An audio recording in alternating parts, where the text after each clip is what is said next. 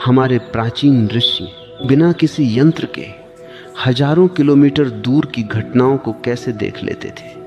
आखिर उनके पास ऐसा कौन सा रहस्य था जो आज के आम इंसान के पास नहीं है?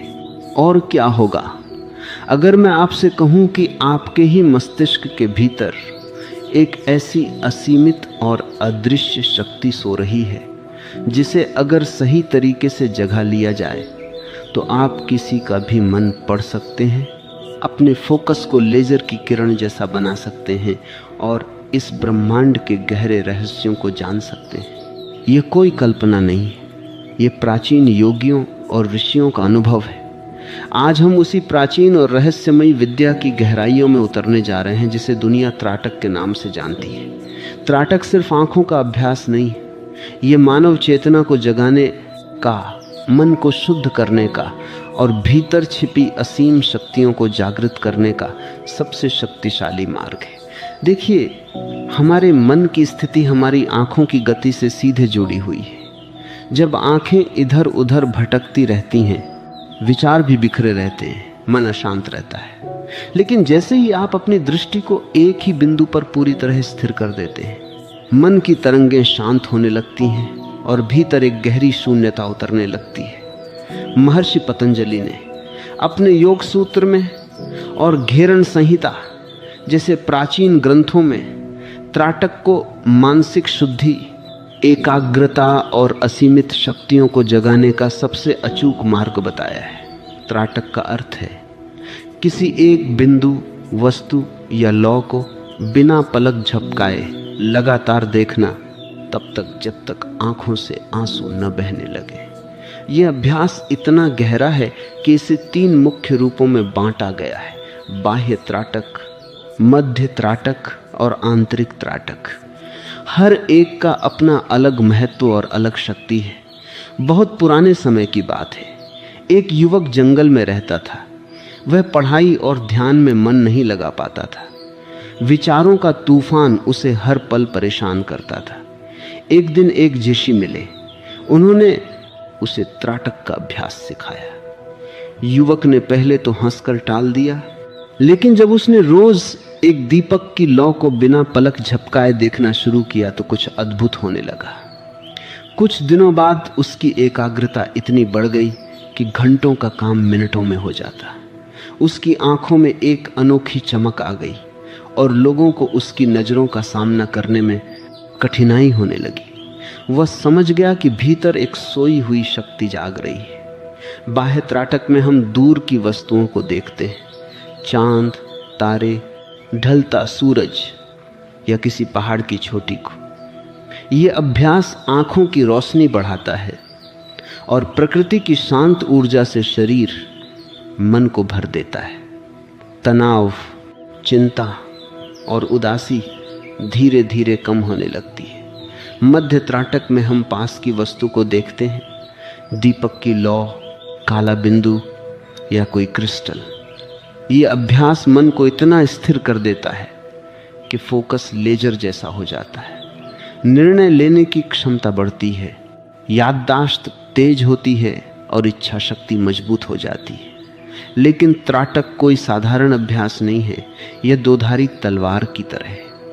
अगर सही नियमों और मार्गदर्शन के बिना किया जाए तो इसके परिणाम बहुत भयंकर हो सकते हैं। गलत तरीके से करने पर सिरदर्द, आंखों की कमजोरी, मानसिक अस्थिरता या भयानक भ्रम पैदा हो सकते हैं।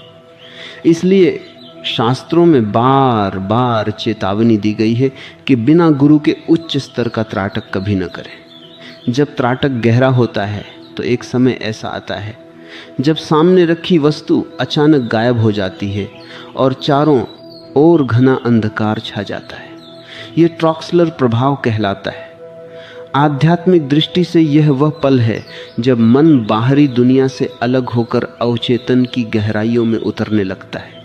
आम इंसान इस अंधेरे से डर जाता है और अभ्यास छोड़ देता है, लेकिन सच्चा साधक इसी अंधेरे में ब्रह्मांड के गहरे रहस्यों को देखना शुरू कर देता है।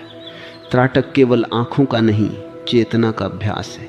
यह आपको सिखाता है कि पूरी दुनिया माया है, लगातार बदल रही है, लेकिन आपके भीतर एक ऐसा बिंदु है जो हमेशा स्थिर है, वही आपकी असली पहचान है, जहां त्राटक केवल एक अभ्यास नहीं रह जाता बल्कि एक गहरा अनुभव बन जाता है।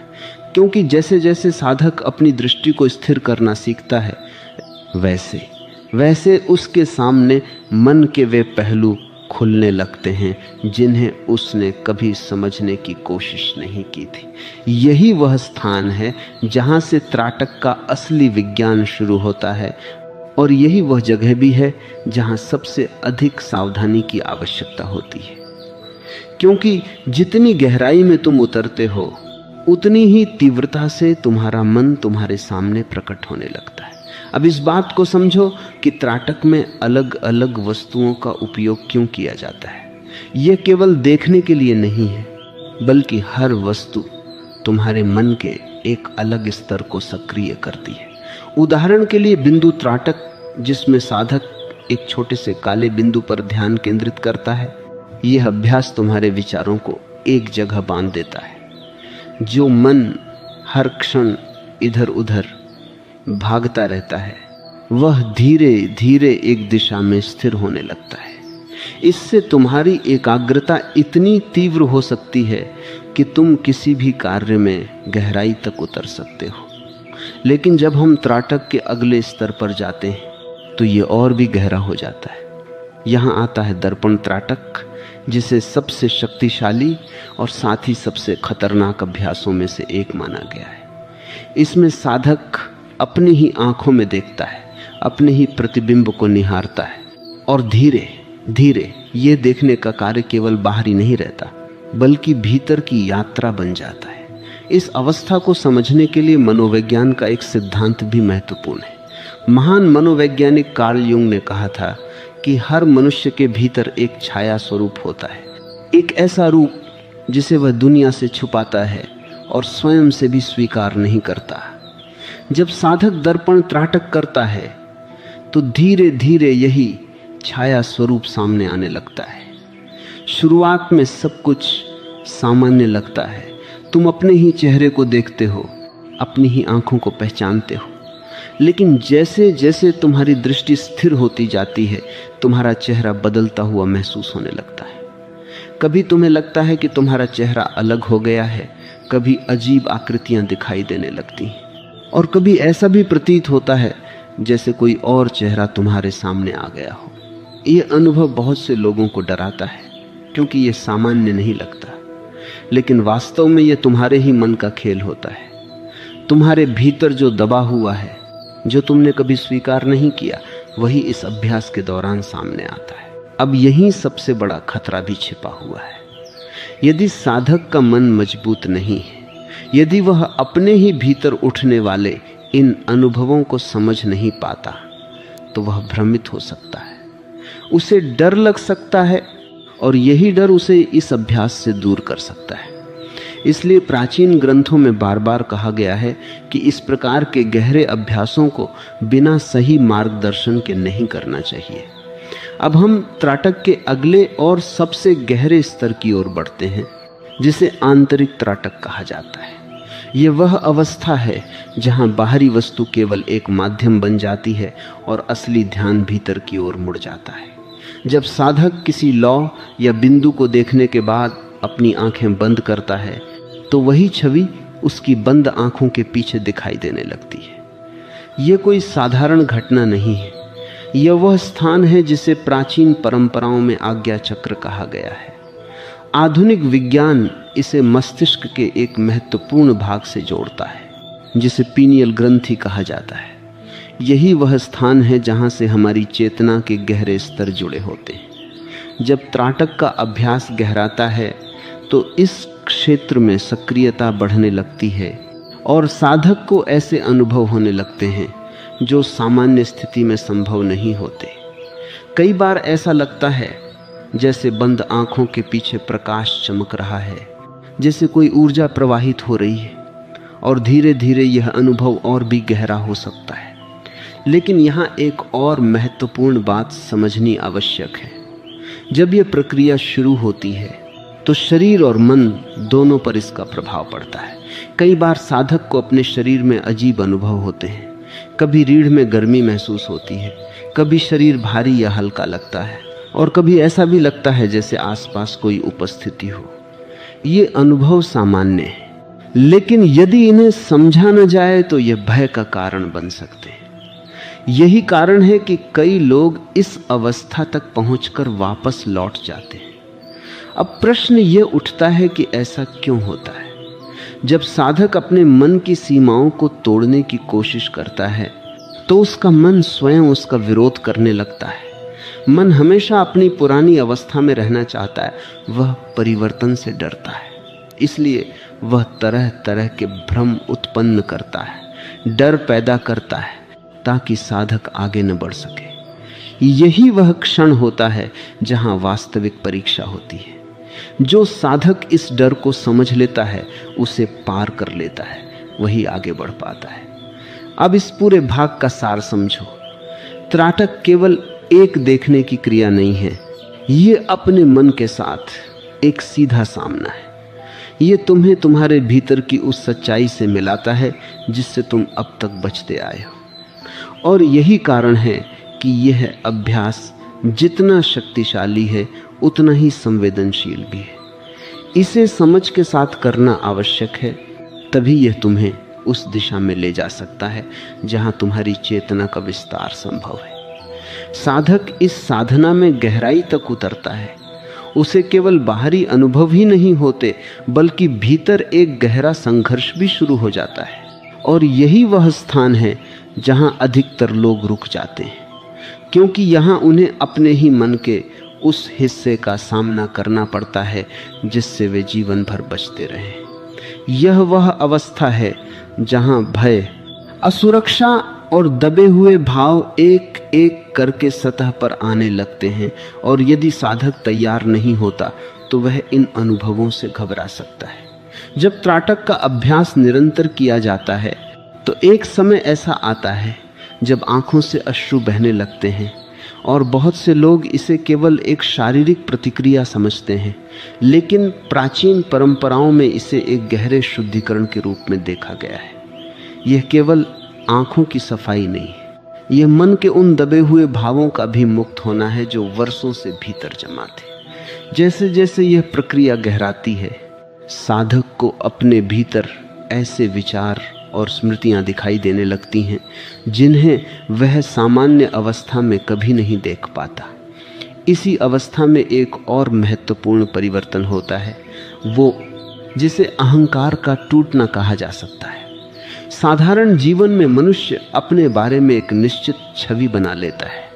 वह सोचता है कि वह कौन है, उसका स्वभाव कैसा है, उसकी सीमाएं क्या हैं।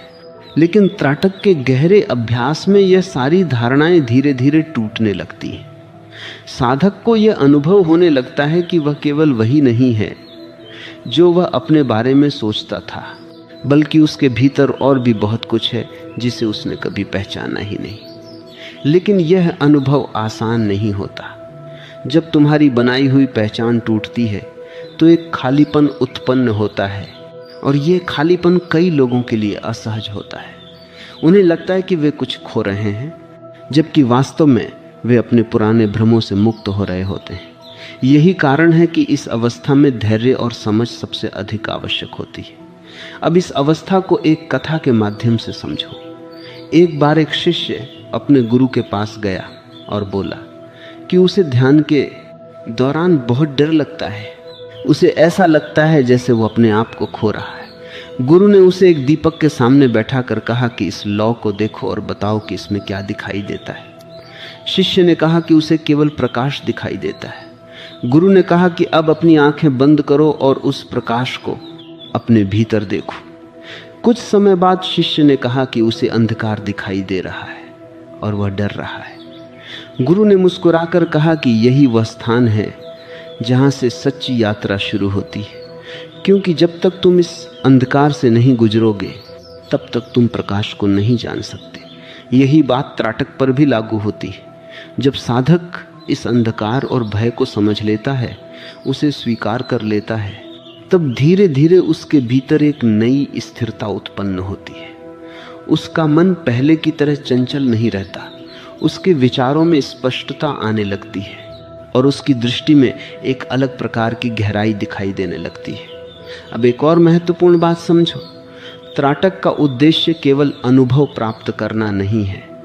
कई लोग इन अनुभवों में ही उलझ जाते हैं, उन्हें लगता है कि यही साधना का लक्ष्य है, लेकिन वास्तव में यह केवल एक मार्ग है। असली उद्देश्य है मन को इतना स्थिर करना कि वह तुम्हारे नियंत्रण में आ जाए। जब यह अवस्था आती है तो साधक के जीवन में एक बड़ा परिवर्तन होता है।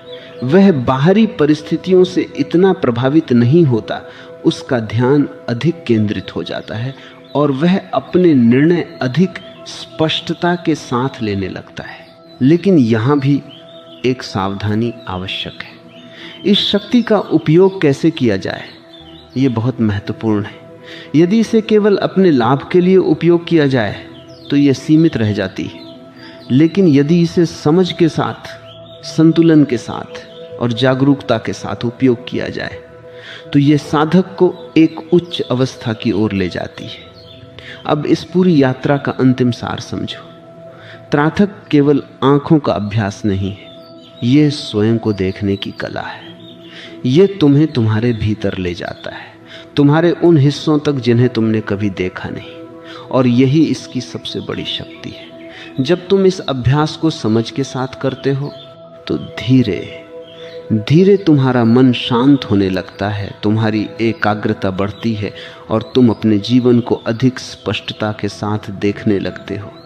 और अंत में यही सत्य सामने आता है कि जो शक्ति तुम बाहर खोज रहे थे वह हमेशा से तुम्हारे भीतर ही थी। त्राटक केवल उस शक्ति को पहचानने का माध्यम है।